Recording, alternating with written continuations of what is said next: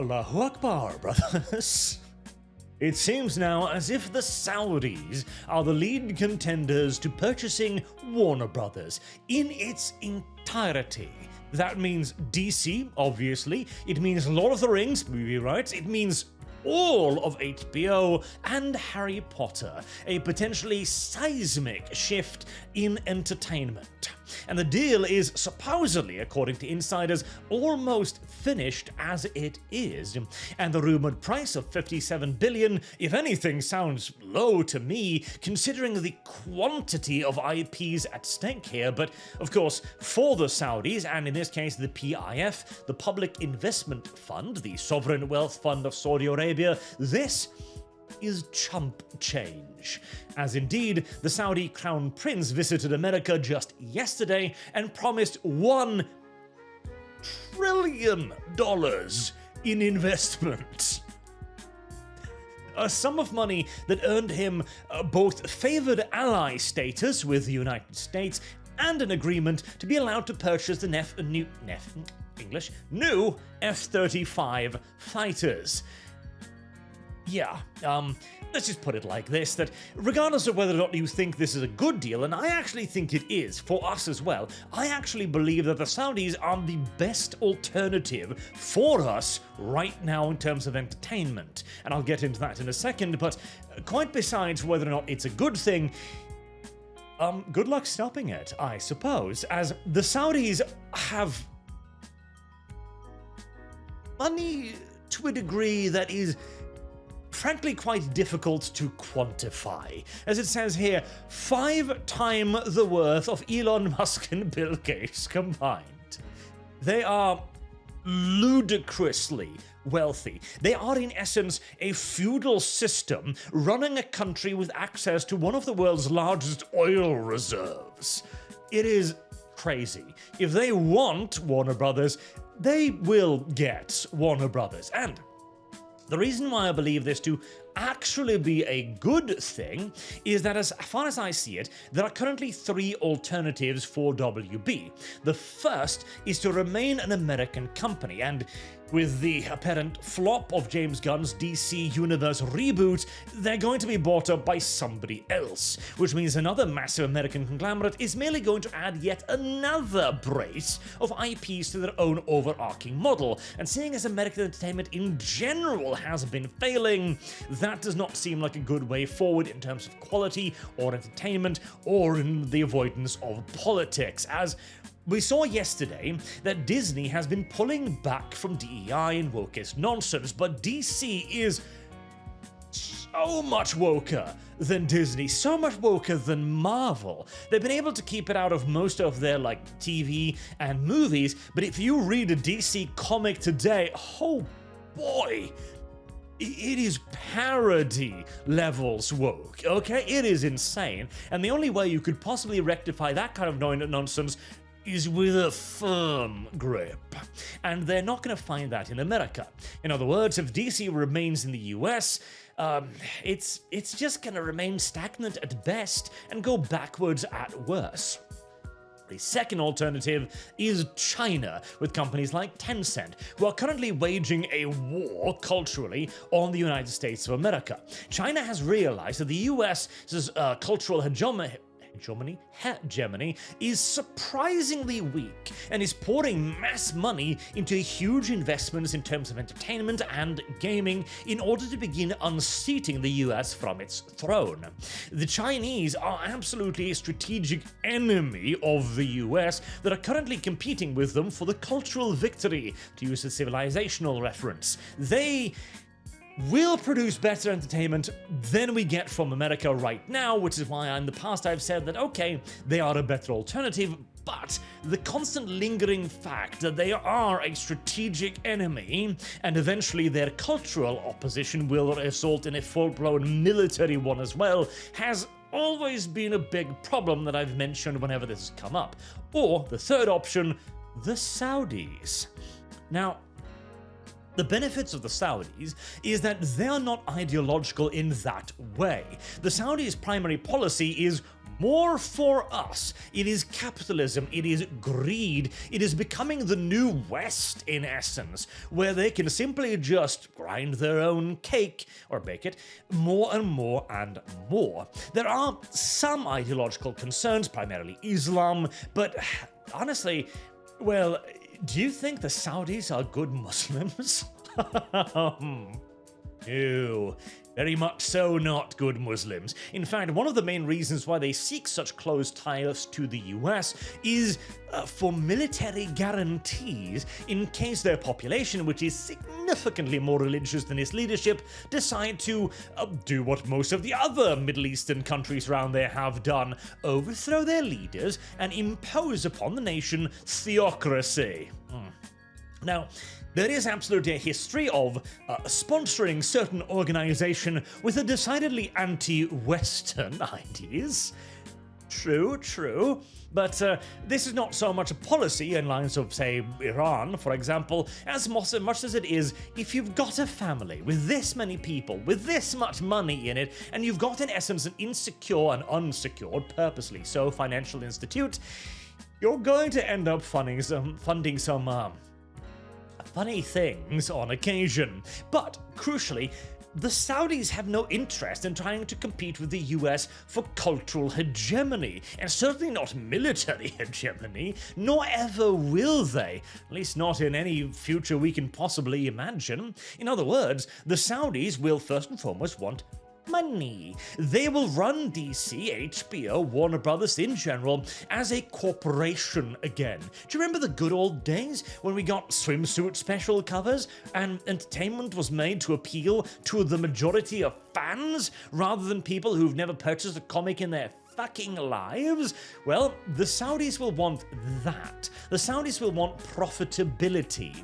Not to mention, if there is any true ideological thing in the Saudis that will be in opposition to the Western values, it's wokeism. First and foremost. Oh, they may object to a lot of our nonsense further down the line, once they get over the hypocrisy of doing a lot of this in their own countries, etc., etc. But wokeism is absolutely not compatible with the Saudis on any level whatsoever, politically, spiritually, morally, etc., etc.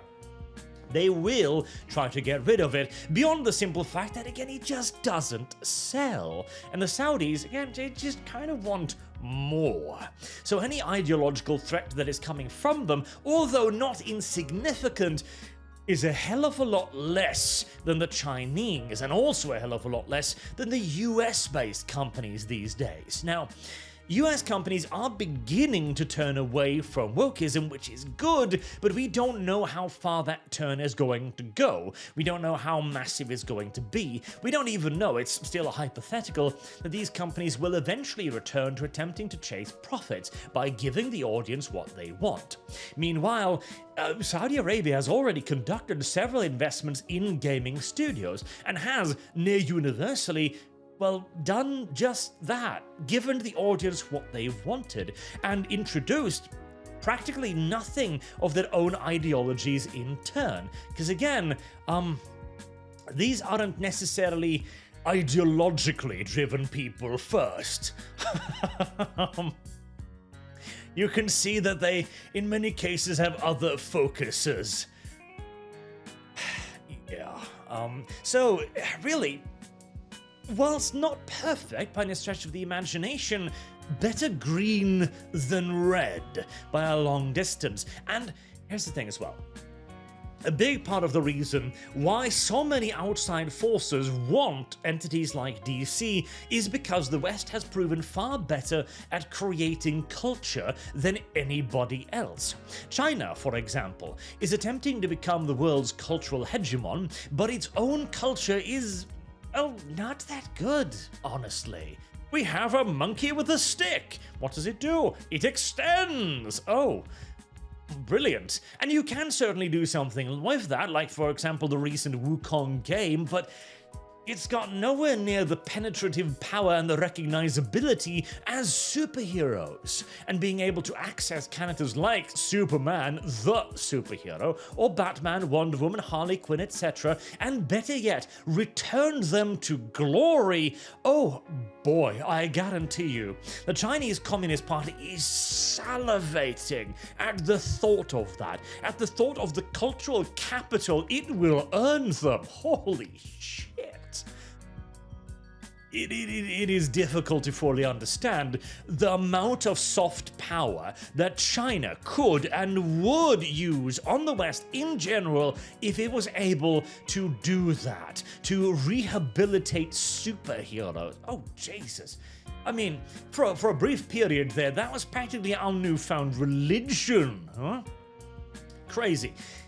But the Saudis, they don't have ambitions quite like that. Oh, they're going to be greedy about it, sure. They might be complete and utter corporate douchebags to us, definitely. They might even introduce even more predatory monetary systems, if that is even fucking possible. But at least it won't be political. And at this point, I long for the days of corporate capitalism. I remember the age of vampiric exploitation almost fondly. Bring me the days of horse armor yet again, and I will embrace it as a friend. As long as there's something good underneath. That really is all. We've gotten so desperate here in the West that so long as there's actually a quality product underneath it all, hell, we're already jumping at the chance to pay $100 for the next Grand Theft Auto game. Hey. We are a starving market, desperate for fucking sustenance, and apparently still nowhere near choosy enough with what we spend our money on. Frankly, we are the perfect audience for a group just like this. A group that values money above pretty much anything and everything else. And hey, if, in the long term, they do decide to go crazy with it, I'd rather give the cultural power to the Saudis than to the Chinese. And even if they start going proper crazy in funding other anti-Western organizations yet again, well, they are entirely dependent on the US's military for protection from their own bloody populace. If the US wishes to rein in Saudi Arabia, it can, and easily so. It's simply just, in every way I can fathom, a far superior option to everything else we have. Now, in an ideal world, of course, I would prefer it if this all stayed in a US free of cultural Marxism, free of political nonsense, free of wokeism, because it was the West who created these things in the first place. But I believe that even if these things are lost in the short term, we will be able to either A, create competing entities because we've done it in the past, and or B, manage to leverage competing entities and brand new innovative designs to outcompete what came before. We can view this in many ways as selling the China, the old things. Sure, it's gonna suck, or well, actually, it'll be great potentially for a period, but we can regain this. We've done it once before, we can do it again. The rest of the world has always been aping Western entertainment. Even manga and anime today that are eclipsing both comics and most Western movies has its root in Western entertainment, in fucking fairy tales and superheroes. And with the Saudis, we will have that opportunity to compete. With the Chinese, again, the problem is that the cultural conflict will near inevitably be followed by a military conflict. But I do suspect this might be a bit of a controversial take, so, as always, do let me know what you think down in the comments section below. And until next time, I have been Arch. Thank you all very much for watching, I do hope to see you all again soon. Till then, have a good day.